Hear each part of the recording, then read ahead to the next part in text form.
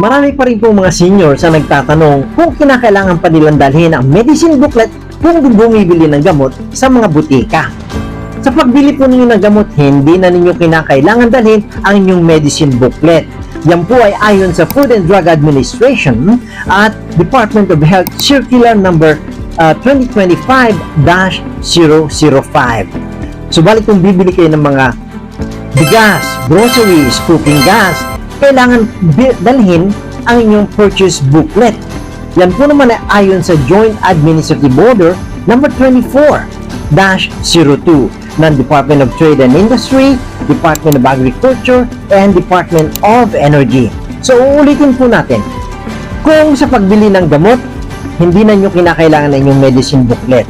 Sa pagbili ng basic goods tulad ng bigas, asukal, kape at iba pa, kailangan po ninyo ng purchase booklet.